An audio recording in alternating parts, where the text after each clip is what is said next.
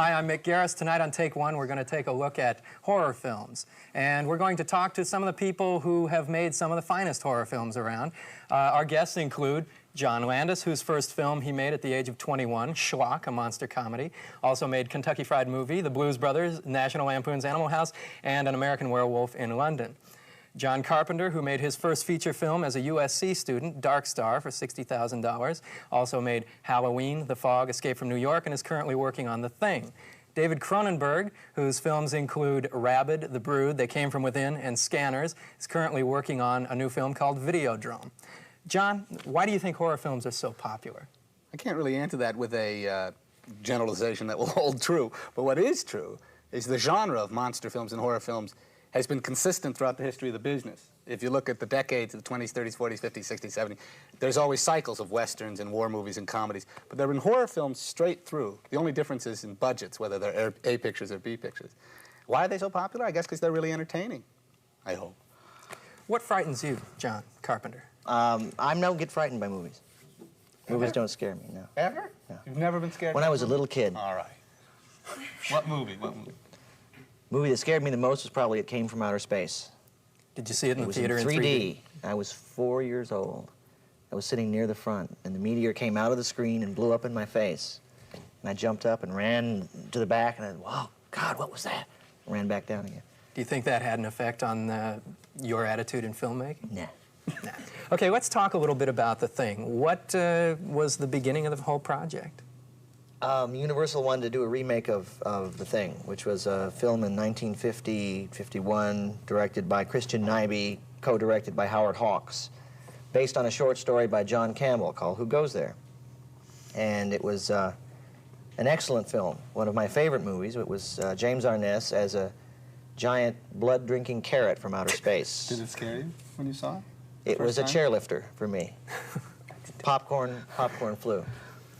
But I realized that I really couldn't remake The Thing from the movie. It just wouldn't work out. So we went back to the short story, which is an entirely different sort of thing. And it's more about a creature that can become you rather than kill you. And physically become you, imitate you perfectly, cell for cell. So that these men in this Arctic camp suddenly realize that their friends are maybe not their friends. And if they don't stop it, it can become the population of the world in about 2 weeks, if it gets any further than this Arctic camp. And when it's threatened, the thing goes through several incantations and does some strange things to the human body, and that's what the movie's about. We're going to take a look at a clip from The Thing right now, and then we'll talk about that when we come back. What kind of cell structure is this? Well, you see, that's the point. I don't get your plan. I'm not sure it is any kind of cell structure. At least as we know cell structure. You see, when this thing attacked our dogs, it tried to shape its own cells to imitate theirs. We got to it before it had time to finish. Finish what? Finish imitating these dogs. You're saying that that thing in the ice was trying to become our dogs? Yeah. It seems to be able to imitate other life forms. So what's our problem? The thing's not dead yet. Great. David, is there anything you think should not be shown in films? If you want to take that as an absolutely blanket general question, no, I don't think there's anything that should not be shown in films. Specifically, your films are known for a lot of graphic violence. So let's specifically move into your films. Yeah, they have been. No, I think it really depends on the tone of the film. It depends on what the film is trying to do. I mean, I have been offended by violence in movies, but primarily because I think that, I can't think of a specific instance, but because I think, let's say, that the violence is completely gratuitous within the context of the movie. That is to say, every movie has its own rules, and you can really set up any game that you want, but once you do that, you really have to play that game, otherwise the audience feels they know that something's wrong, that something's not working. Your films are probably best known, symbolized by the exploding head at the beginning of Scanners. Mm-hmm. How do you feel about that? Well, it's, how do I feel about it being one of the symbol of your work? Oh, I think it's very appropriate because the idea of a mind that can't be an energy in a mind that can't be physically contained is very appropriate, I think, to the way I feel sometimes, for one thing. And so and just in terms of the effectiveness of that effect and the way it worked in the context of the movie, I'd be happy to be known by that for a while anyway, until the next movie. When you talk about censorship, you have to get into the ratings problem. Do you have any particularly strong feelings about the ratings board? Yes. Very few people realize this, but the United States is the only country in the world that does not have government-imposed censorship. We have a self-regulating board of Motion Picture Association of America whose job is to reflect the current mores. For instance, I made a movie called Kentucky Fried Movie, which was 5 years ago. They had a scene of lovemaking where the girl was on top, and it was fairly graphic, and that got an R rating. Now, with the moral majority and equally despicable groups screaming, an identical scene in American Werewolf in a porno movie projected on a screen was considered enough to get me an X. It was the same shot. And when I said, well, wait a minute, what are you talking about? They explained it to me, and they're correct. They're saying our job is to reflect the mores of the time, which means President Reagan is president, which means violence, in fact, is okay, and sexuality is evil and corrupt. It's sick. Most horror films having an R rating, it seems to take it out of the hands of kids generally. Does it? I wish they'd stick with R ratings, because I think that young kids shouldn't see some stuff. Where would you draw the line? Would you have given Halloween an R rating? Sure. Sure. How about The Fog? No. PG. It was originally intended as a PG, isn't it? It was always intended as a PG, and even with the stuff, additional stuff that we shot to make it a little stronger, I still think it's a PG film. It's a kid's film. What did it get? R. It got an R. Because at that time, violence was unpopular. See, I had an experience like John's. I was a producer of a film called Halloween 2, and we submitted it to the rating board, and it's the same thing. The sexual part of Halloween 2 was hit on, and it said, this is an X unless you change this. Really? The violence was no problem. David, you've also had problems as far as X and R ratings in your film. Scanners was originally an X. Well, every picture that I've done has originally gotten an X here in the States. But you have to understand that I live in Ontario, Canada, which used to be the most liberal province and now is the most restrictive. Right. So I have to agree, or let me amplify what John was saying. When I came down here to talk to the MPAA about ratings, it was still a relief compared with what happens in Ontario, which is that they take your picture, they take every print, and they cut it, and they hand it back to you, and they say, this is your new movie. They keep the pieces that they've taken out, and you go to jail for 2 years if those are projected, if you put the pieces back. And that's real censorship. And yeah, so what you've got here, however imperfect it may be, at least you still have the option of releasing the film as an X. And of course, there are huge economic sanctions against doing that, and usually you have a contractual obligation not to have an X. Nonetheless, if you really want it to be an X, you can still get it shown here. In Canada, you go to jail. Yeah. So I would say that I think what you need here is another category, something like 14 and over or something, because I agree with John that I wouldn't want, when Shivers, which here was called They Came From Within, was first shown here, I drove down to Buffalo just to see it in another country. And I was really quite upset to see someone bringing a 3-year-old girl in to see this film. And I had a 3-year-old daughter at the time, and I didn't think that the kid should see the movie. And obviously left to adults and parents and guardians, it's just not going to work. And that's one of the reasons that they're being very tough with handing out R ratings here, is because they know that kids are going to get to see these movies with or without parents. If you had a serious restriction against anybody, say 13 or 14 and under, seeing this movie at all, but above that age they could go to see it by themselves, that would be, and you had that as a separate category, which they have in one of the provinces in Canada, that I think would help a lot. Do you think horror films are cathartic or potentially harmful? Neither? I don't believe they're potentially harmful. There are a lot of people who do. Yeah, I don't know. Yes, I think they can be cathartic. It doesn't have to be. Again, getting back, it depends entirely on the individual film. You make generalizations, you can't. I mean, I'm known as a maker of comedies, and I always made a strong generalization in my own mind, I always made a rule, blood is not funny. Gore is not funny. If someone's injured, it has to be done in a very straight slapstick way. And then I saw a film called Monty Python in Quest of the Holy Grail, in which a guy is severed limb by limb. It was hysterical. And I was fascinated by it. They're breaking my rule. And I'm laughing. And I realized it all depends on the individual, because the vast majority of horror and monster films are dreck. What do you think really represents your films? Well, you were talking about the exploding head, but in fact, I think it really has, my films tend to be very body conscious.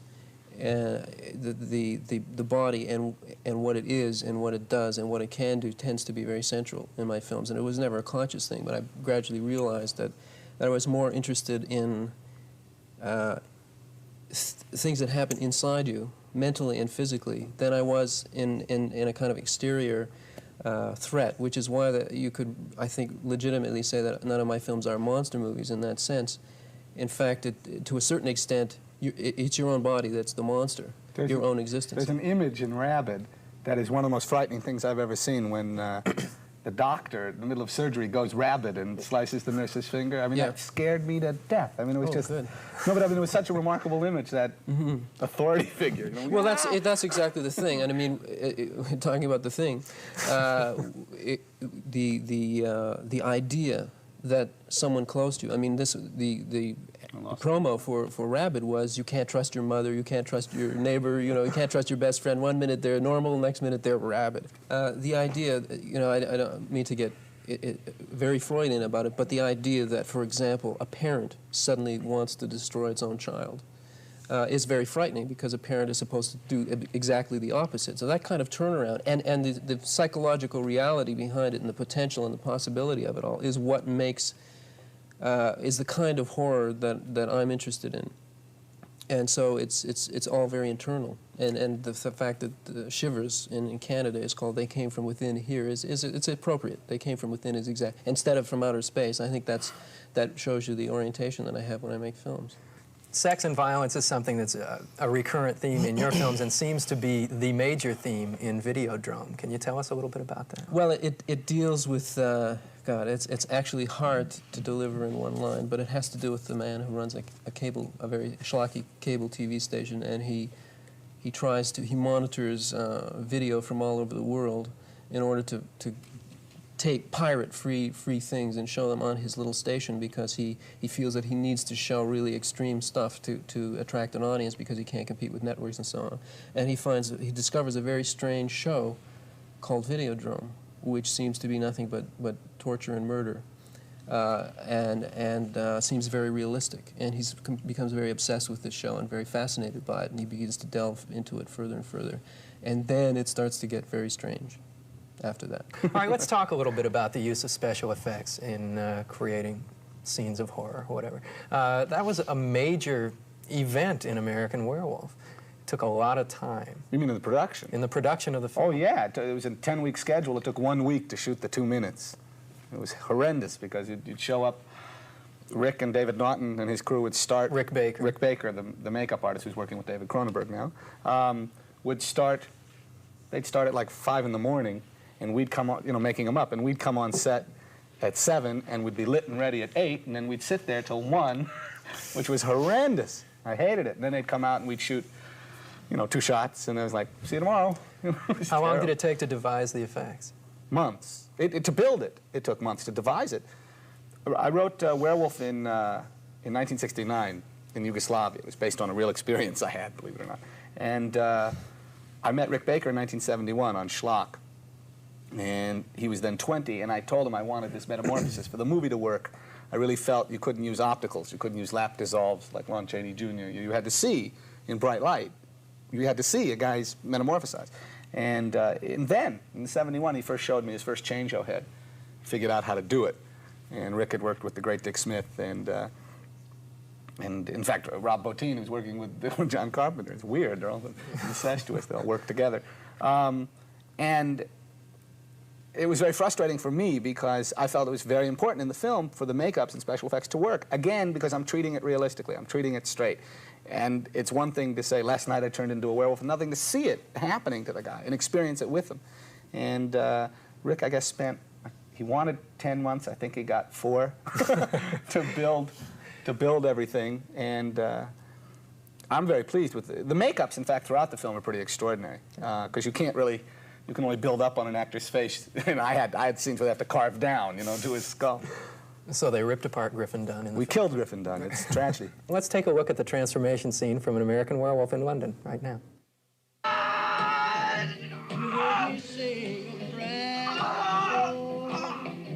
Someone I really care for. Then suddenly there appears for me the only when I heard somebody whisper, please adore me. And when I looked, the moon had turned to gold. Help me! Please! Help me! Help me!